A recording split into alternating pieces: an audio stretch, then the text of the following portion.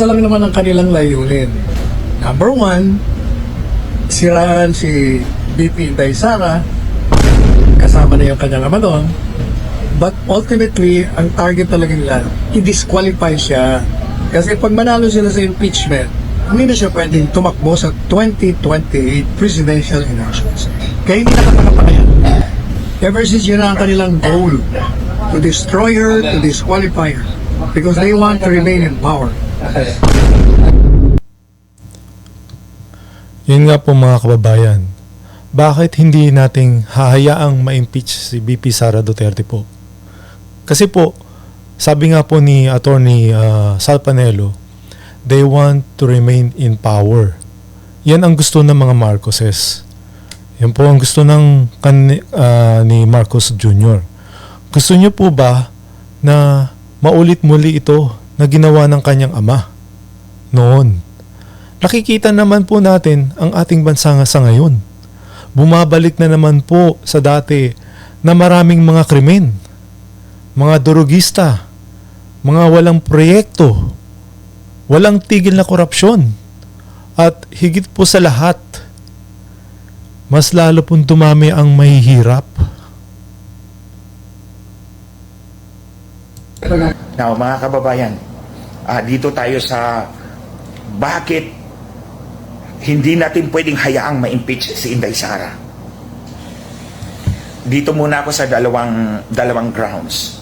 Dalawang grounds na sinabi nila. Large-scale corruption. Ito yung intelligence fund, confidential fund. Tandaan niyo mga kababayan, Dahil malapit na naman po ang eleksyon.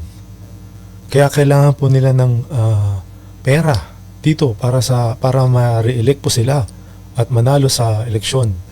Kaya po ginagamit po nila ito na para suportahan sila. Kaya minadali po nila ito. At kasi pag nanalo po si VP Sara Duterte sa pagka-presidente, lahat ho ito mananagot.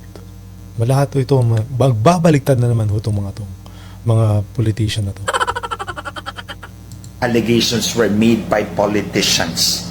These are political animals designed to preserve their political survival. Yuyuko at yuyuko yan kung sino ang presidente sa Malacanang o sino ang taong nasa likod ng upuan ng presidente nagdidikta sa kanya. And I mean Lisa Marcos. That's the hard reality. Yuyuko at yuyuko yan. You see? Karamihan nito mga congressman na to, Duterte to sa panahon ni President Duterte. Ngayon, na iba na, si Marcos na, nandun na naman sila. Doon na naman sila yumuyuko. So you see, these political animals bow down to no one except their own political survival. So their decision, their judgment are not necessarily based on justice, are not necessarily based on facts and the law. So wag natin paniwalaan itong mga to. Hindi natin pwedeng paniwalaan to because their decisions, their judgments are based on their political considerations, based on their political survival. So wag natin paniwalaan yan. Ako, I don't. Because galing ako dyan. Alam ko yung kalakaran. Oh. Pangalawa, dito tayo. They are charging Inday Sara of not defending the Philippines against Chinese aggression. Okay. Ito, linawin natin to. Ito malina. Ito talaga. Matindi ito. Alam niyo ang budget ng Armed Forces of the Philippines for its modernization program, for the modernization. Ako, supporter talaga ako ng ating sandatahang lakas ng Pilipinas na bigyan ng lahat ng perang pwede natin ibigay to buy modern equipment, modern armaments, because that's what we need. So, hindi salita ni Inday Sara ang kailangan natin. Hindi pronouncement ni Inday Sara ang kailangan natin. Ang kailangan natin, armas to serve as effective deterrent against China. Tandaan nyo, mga kababayan, binubuli tayo ng China dahil alam nilang wala tayong kapasidad. Look at Indonesia. Ang barko ng Indonesia is 300. Ang barko natin, ewan ko kung meron 50. Oh. Hindi binubuli ng China ang Indonesia dahil pwedeng kumalaban sa kanila. China has about 300 warships. Indonesia has about 300 warships, tabla. So hindi nila binubuli dahil may kakayahang lumaban. Tayo, 50 lang or less ang barko natin. 2 lang yung moderno, mayroon pa paparating, 10. Hindi.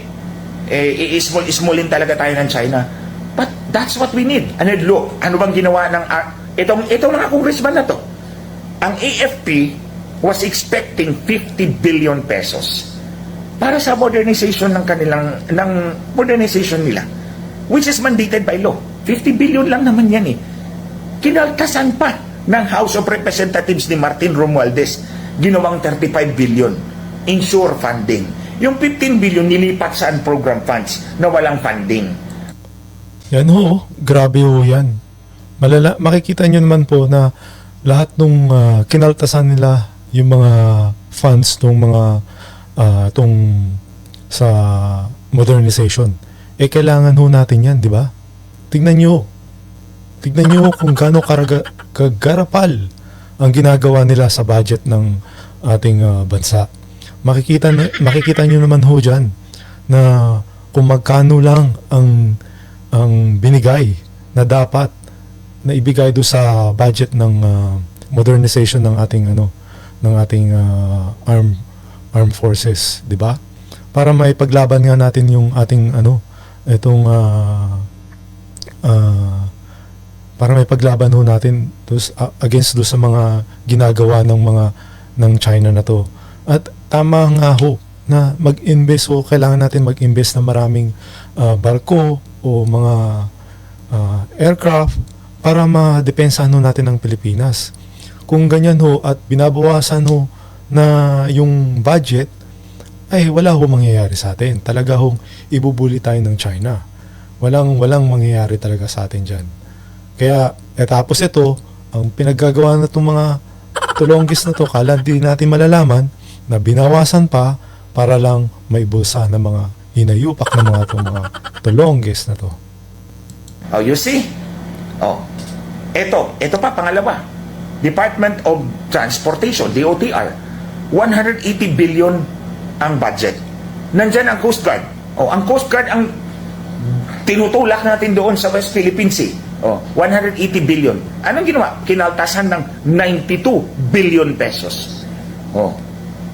So, grabe ho. Grabe ang mga kakapal na mukha itong mga tulonggis na mga to. Sobra-sobra ho. Tignan nyo ang ginagawa nila sa budget natin. Yung dapat na ibigay nila ngayon binubulsan nila. Itong mga grabe ho, grabe. Maraming salamat ho, Attorney Glenn Chong, dahil alam na nakikita nyo po na ito yung mga ginagawa ng gobyerno natin ngayon. Dahil niloloko ho tayo sa budget. Yung palang ho yung palang blanco na yun doon pa lang ho, umpisa na ho yun ng korupsyon. Di ba ho?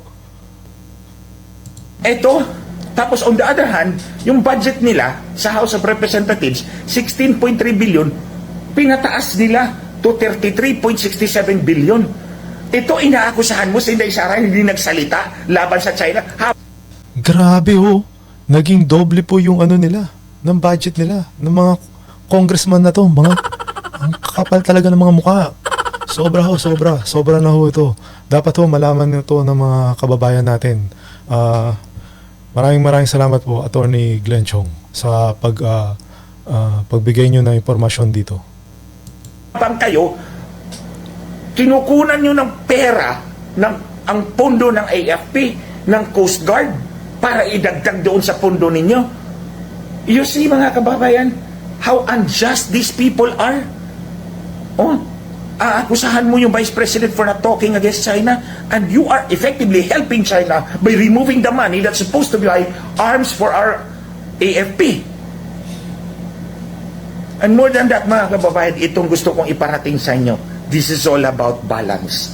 Oh, it's about balance kung bakit hindi natin wag nating hayaang ma-impeach si Inday Sara.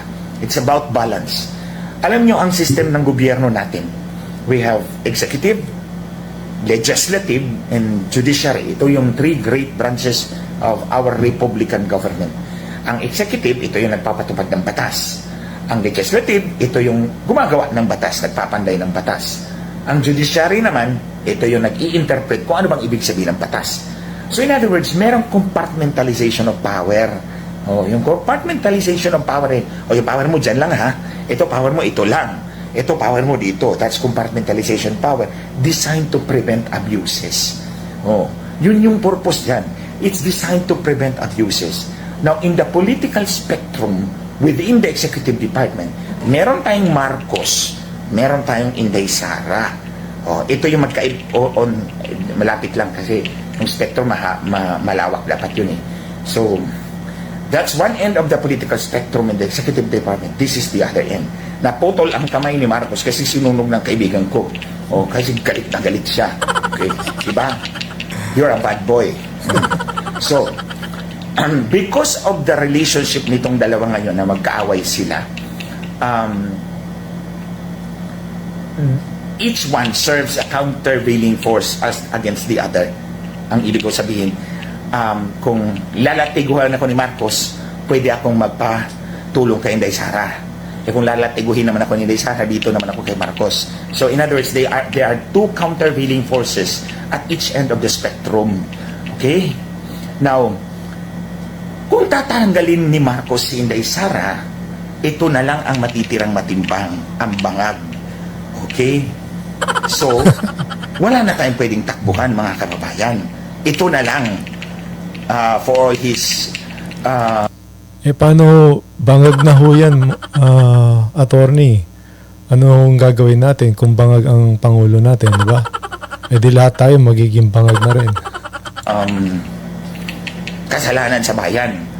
So, what I mean to say, mga kababayan, si Inday Sara remains our last and only countervailing force against a Marcos who is scheming to extend himself in power. Yan ang totoo. That's the hard truth, mga kababayan. Now, when this balance is tilted in favor of itong Marcos na to, he is able to consolidate political power, mahirap tayong makawala. We will find it utterly difficult to fight and free ourselves or remove him. Remember, pag tinanggal niya si Inday Sara, mga kababayan, ito ang pipili ng Vice President. Natandaan niyo si Vice President Gloria Arroyo, nung naging presidente siya, ang pinik niyang Vice President by appointment, by appointment, si Chupesto Ginggona, Senator Chupesto Ginggona. So ito, pag natanggal niya si Vice President Sara, ito ang pipili ng Vice President. At sino pa ang pipiliin kundi yung kanyang tabatsing-tsing na tambi na pinsan sa House. Tabatsing-tsing. Tabatsing-tsing din po ang tawag ni attorney dito sa tambaluslos na to. Sobra ho eh. Sobrang pag naging ho yan, kapalit ni Vice President Sara Duterte si tambaluslos. Maghihirap po tayo. Mahihirapan ho tayo. Lalo ang Pilipinas, lulubog ang Pilipinas dahil sa utang, sobra dahil sa korupsyon. Yan ho ang mangyayari sa atin. Kung hindi ho natin mapipigilan ang impeachment ni VP Sara Duterte at matanggal siya sa pwesto. Ayan ho, malaki ho ang pagsisisihan natin yan, mga kababayan. Representative, siyempre, kung ako naman si Marcos, pipiliin ko si Martin. Kasi I know he is very unpopular. So hindi nyo ako tatanggalin kasi siya ang uupo. Siya ang papalit sa akin, di ba?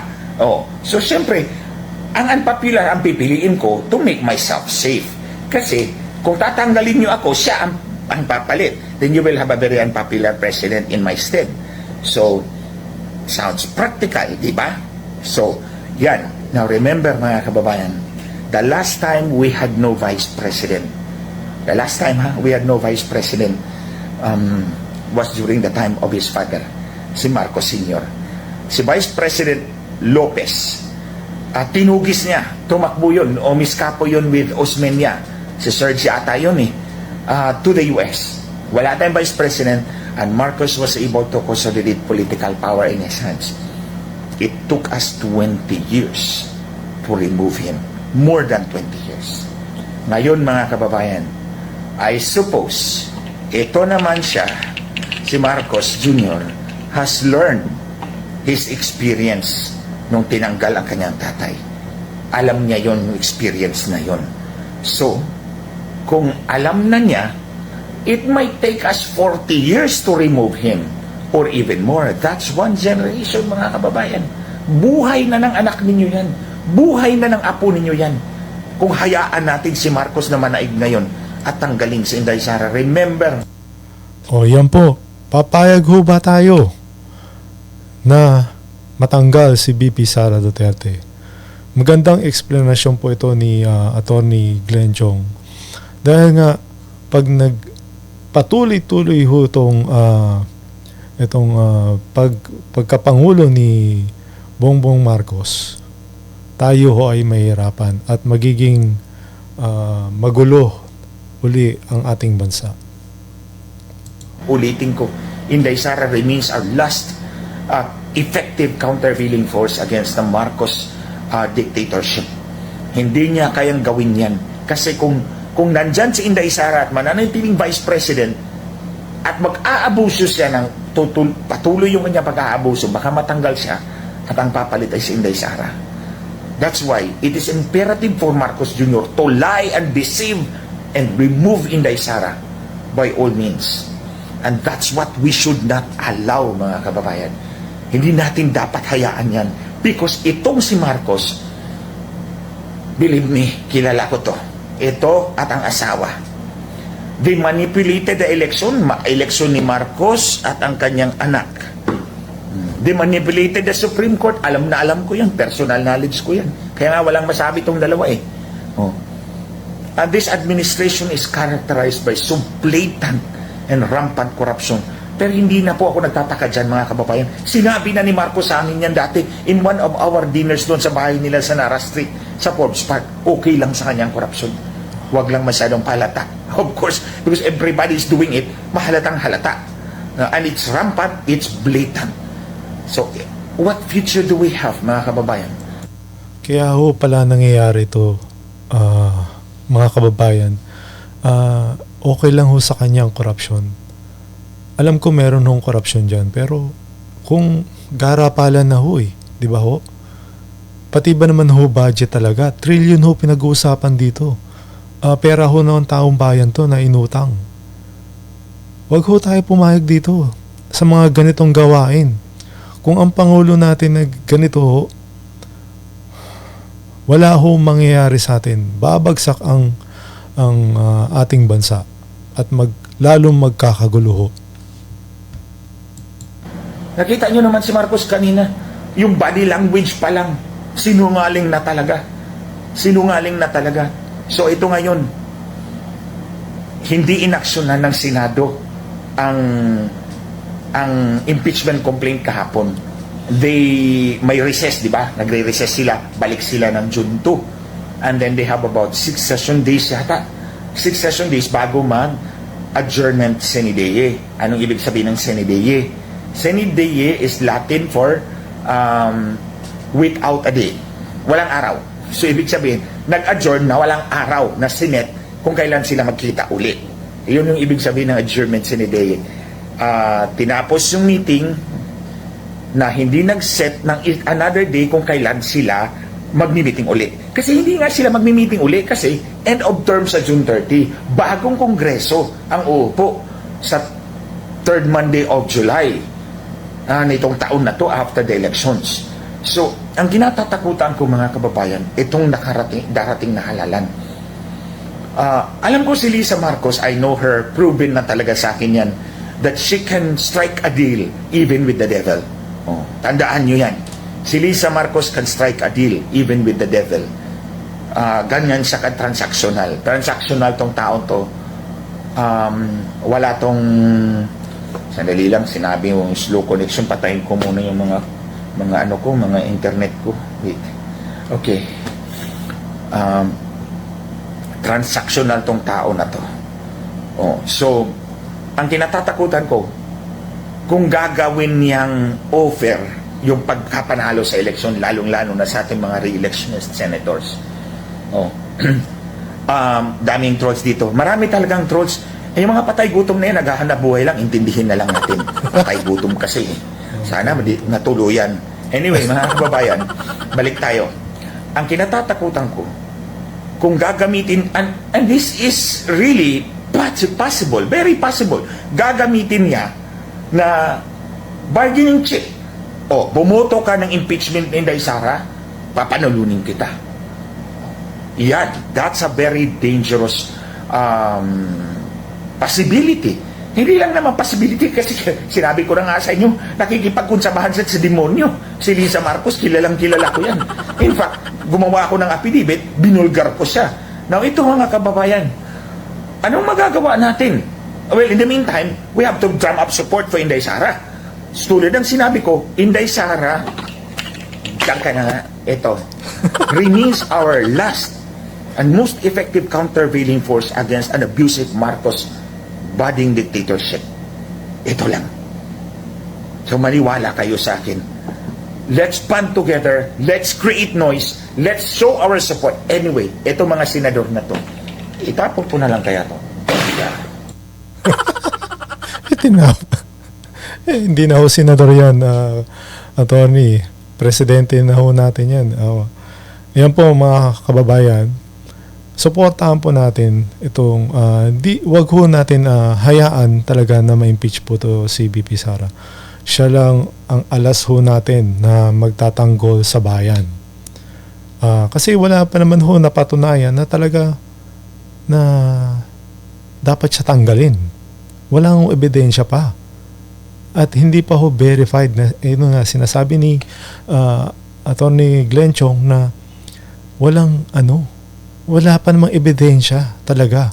At yung COA na yun, hindi pa ho tapos yun. Hindi pa ho final yung report nila. So, ibig sabihin ho, bakit na ho nila ba't nagpasya na ho sila na yun na ang pinaka-ebidensya nila na hindi pa naman tapos ang sabi ng COA na wala pa, hindi pa tapos yung edit nila. Di ba ho? Sila ho na nagsabi nun. Tapos ngayon, sinasabi nila na eto nga, hindi makapag-explain ng ang Vice President dahil dito sa confidential fund na to. Okay. Anyway, ipapakita natin sa ating mga senador, sa mga kandidato, na we will not support you kung hindi ninyo panatilihin to sa pwesto. Because in the first place, she's the legitimately elected highest official of the land. Hindi si Marcos. Dinaya nga yung eleksyon eh. Nandiyan yung affidavit ko. Pinanindigan ko yan. Sinumbit ko na yung affidavit ko sa District Court of Columbia in Washington, D.C. sa kasong Smartmatic versus One American News Network. And ito pa na ito may pangalawa pa. Isusubmit ko na naman sa U.S. District Court for the District of Columbia in Washington, D.C. Another case yun. Smartmatic against another person. Hindi ko pa sasabihin. Pero pinadala ko na yung affidavit ko. Nandun ang dayaan ni Lisa Marcos, ni Bongbong Marcos. So, let's drum up support for Inday Sara. Huwag nating hayaan na matalo tayo sa narrative. Kung kailangan ko magla-live ulit ako in defense of Inday Sara because I know defending Inday Sara is defending our democracy, defending our way of life, defending every Filipino. Now, ito mga kababayan, to end this, kasi medyo matagal na yata ako rito. Okay. Noong January 24 yata, 22 or 24, sumulat kami kay George Garcia. Ito yung chairman ng COMELEC, tandaan niyo to ha. Ito chairman ng COMELEC. Ako, si Jay Jimenez, yung developer ng mobile application, sasabihin ko to ngayon sa inyo, at si Troy Abitona, si Kuya Troy. Siya yung nagpadala ng sulat doon. Pero hindi pa kami sinagot. Ang ibig kong sabihin, sinabi ko kay George Garcia, balak naming i-verify yung boto ng bawat Pilipino at boto ng lahat ng Pilipino gamit yung mobile application na didevelop ni Jay Jimenez. So ipapalabas namin to sa inyo. Ang gagawin natin mga kababayan, yung resibo, kinote ko yung Bagong Bayan case kasi sabi ng Korte Suprema doon sa Bagong Bayan, sabi ni Attorney Chong, ako yon, kinote nila ako, na yung resibo dapat i-verify yun ng botante at dapat bilangin yun ng mga watchers. Yun ang sabi ng Supreme Court. kinote nila yung position paper ko. O, pinangalanan pa nila ako doon. Nandun din naman ako sa oral arguments. Now, eto. Sabi ni George, pinagmamalaki niya na merong, ano ba yun, yung QR code, ang resibo. So, meron tayong app na dinevelop, which you can download later. Pag nilagay mo doon, pag pinabasa mo yung QR code doon sa app, makikita mo kung sino ang binoto mo. Anong laman ng QR code. So, i-verify mo yun doon sa resibo kung tugma ba. Kasi, baka iba ang print, iba naman ang laman ng QR code ni George Garcia. O, huwag magtiwala sa COMELEC. Mandaraya yan. Okay? So, i-check natin yung QR code kung ang laman ng QR code is exactly the same na nakasulat doon sa resibo. Pagkatapos ng halalan, ayon sa desisyon ng Korte Suprema sa bagong bayan na kaso ni Senator Gordon, kinote nila ako, bibilangin uli natin yung QR code isa-isa. 800 QR codes, ibig sabihin 800 ballots can be counted in only 1 hour. Mabilis lang yun. Ganyan. And then, lalabas na kung ilan ang botong nabilang na nandun sa QR code. At i-verify natin yan sa makina. Kasi nandun ang daya sa makina. Nandun ang daya ni Lisa Marcos sa makina. So, dalawa yung verification natin dyan, mga kababayan. Verify natin yung resibo, kung tama ba yung nasa QR code at yung nasa resibo. And then bibilangin natin lahat ng nasa QR code para i-verify doon sa election return na ilalabas ng makina. In this way, hindi makakapandaya ang ang Miro at ang COMELEC at hindi makapandaya si Lisa Marcos. Hindi uubra ang kanyang bargaining chip. Ito lang ang pwede nating gawin, mga kababayan. So ito ngayon, hindi kami sinagot ni George Garcia. Kaya pinaalam ko na to sa inyo ngayon pa lang. Hindi pa kami... So, alam na po this. Mayroon naman pong mangyayaring dayaan yan. Dahil nga dyan sa QR code na yan. QR code na po yan. Ay, sorry. QR code pala. Yeah. Yun, Atty. Glenn Chong, pabantayan na lang po natin yan. At kailangan ho sagutin nila na dapat na ma-verify talaga kung tama yung mga binoto ng ating mamamayan. Kung tama nga, kung siya nga talaga yung binoto nila doon sa QR code. We're waiting for 15 working days. So baka next week. Next week yung end of 15 working days. So kapag umayaw si COMELEC dito sa gagawin natin. By the way, ang watcher ang gagawa nito ha, hindi tayo lahat. Ang watcher lang. Kasi sila lang naman ang pwedeng pumasok at mag-download sila ng app. Anyway, the app is free. The app is free. Donation na yun, nilang yun. Fruit of love yun ni Jay Jimenez. Siya yung developer. So, siya yung isa sa mga sumulat. Kaming tatlo. So, gawin natin to at ipapaalam namin sa inyo kung umayaw ang COMELEC dito sa sistemang ito. Kasi, for sure, hindi makapandaya si Lisa Marcos at hindi uubra ang bargaining chip niya laban kay Vice President Sara Duterte. So, babalik na lang uli kami. Ako siguro, si Jay at si Kuya Troy para ipakita namin sa inyo yung app, i-explain namin sa inyo. I think babalik ako next week kasi or kung mayroon pang bagong issue, agad ka ba.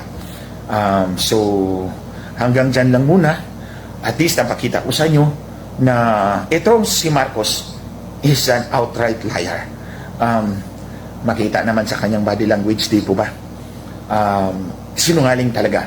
Plus, kung bakit wag nating hayaan na ma-impeach si Inday Sara and what we should do. So, maraming salamat po mga kababayan for sharing your time with me and for sharing this to others. Marami ang dapat makakalam. Dapat ikalat natin to para malaman ng ating mga kababayan what is at stake today. Maraming salamat po sa inyo. And for those who are traveling, please keep safe. God bless us all. So, yan po mga kababayan. Ipakalat po natin ito para malaman po ng ating mamamayang Pilipino kung ano ang ginagawa ho sa atin ng administrasyong ito. Dahil niloloko na ho tayo, nagsisinungaling sila, hindi ho sila nagsasabi ng totoo kung anong tunay na nangyayari dito sa ating bansa. May info na more than 2 100 na daw yung boto or signatures na nakuha.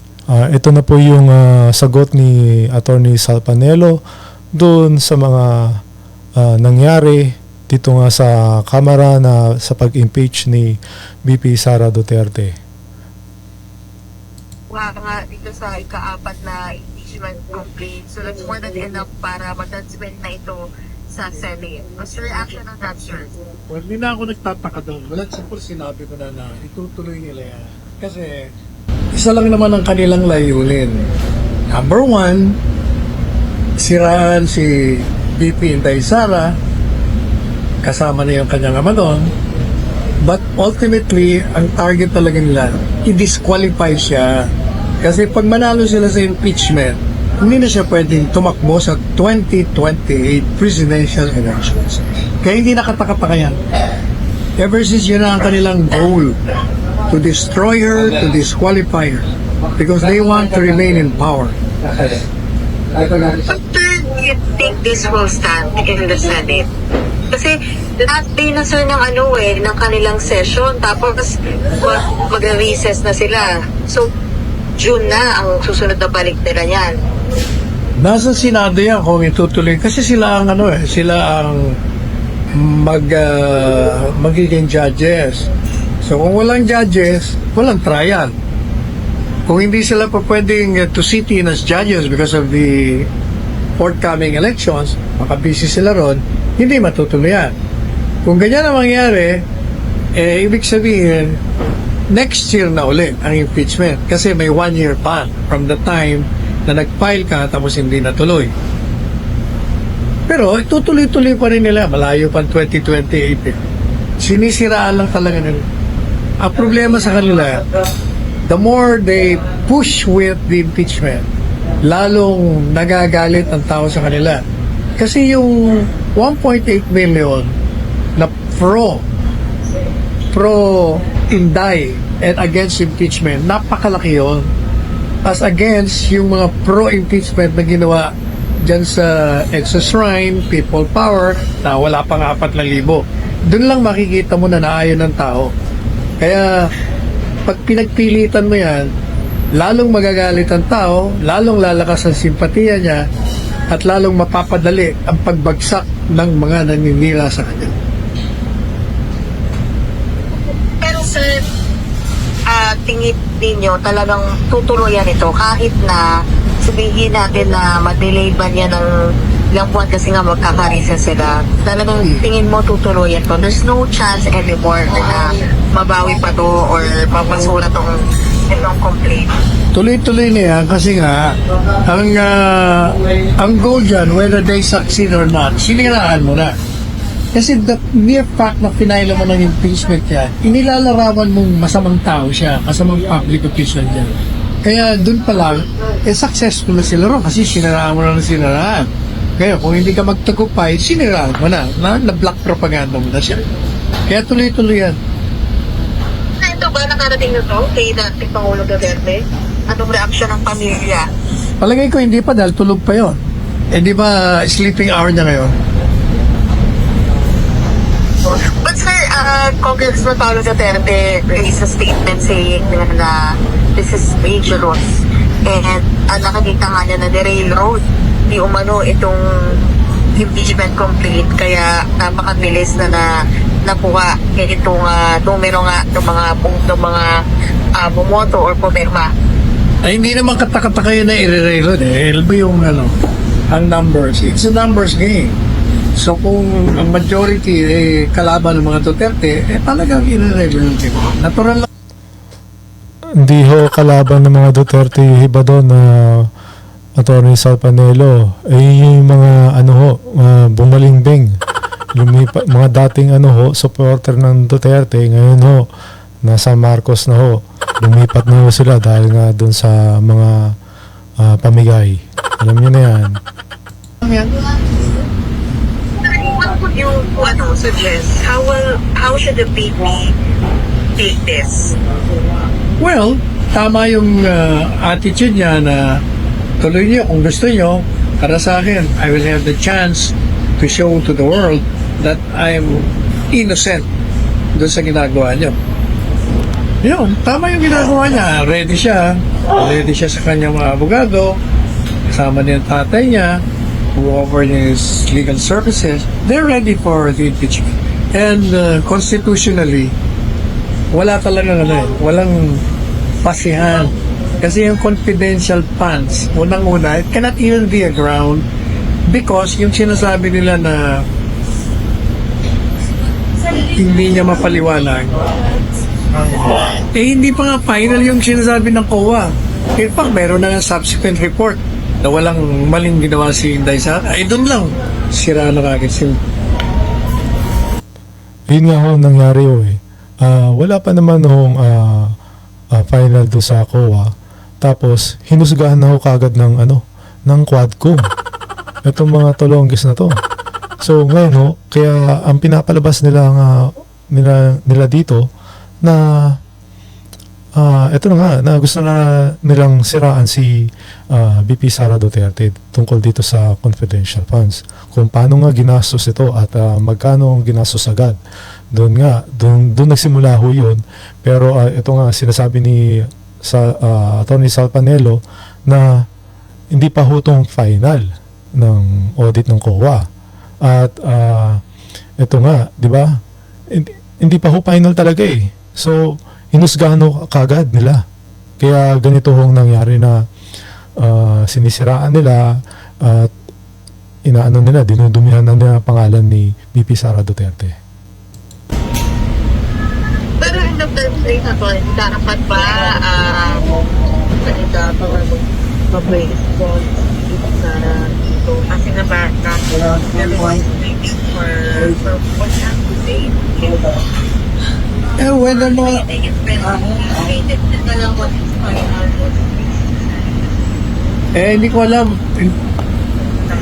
hindi ko alam kung magsasalita pa siya o hindi. Kasi sinabi niya na noon ang posisyon niya dyan eh. Then, sabi niya nga, bring it on. I'm ready for anything.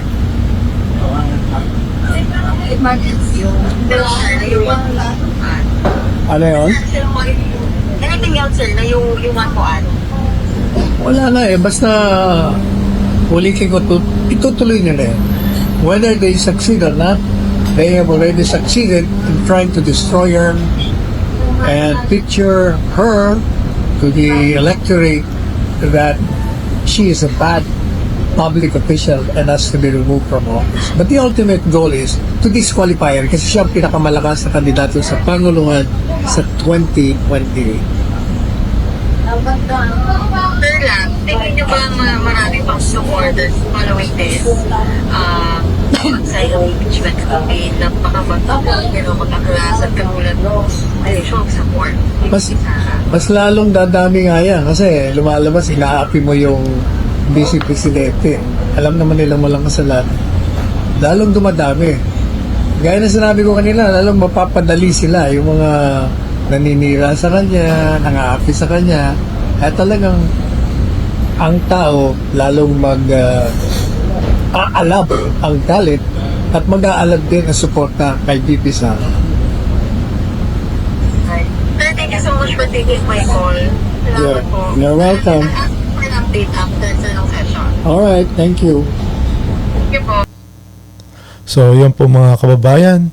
So, kayo po, hahayaan po ba natin na ma-impeach po ang VP Sara Duterte natin na wala hong dahilan at wala hong basihan na dapat siyang i-impeach o tanggalin sa pwesto? Kasi wala pa naman napatunayan sa kanya na nagkasala ho talaga siya. Kagaya mo sinabi ko doon sa COA report na hindi pa final at hinusgahan ho kagad ng Quadcom na to, mga tulonggis na to, at ito nga patuloy na sinisiraan kasi ayaw din nila na manalo ito at manalo to sa 2028 presidential election ni VP Sara. Kinukonsidera na po niya, nagsalita na po siya na tatakbo nga siya. Ito ang kinakatakutan ho nila na mangyari, kaya ito ho ginagawa nila, talagang gusto nilang pabagsakin si VP Sara Duterte. So, ano po mga masasabi nyo dito mga kababayan? Mag-comment lang ho kayo at mag-subscribe sa ating YouTube channel para sa susunod pa na update na video natin. Maraming salamat po.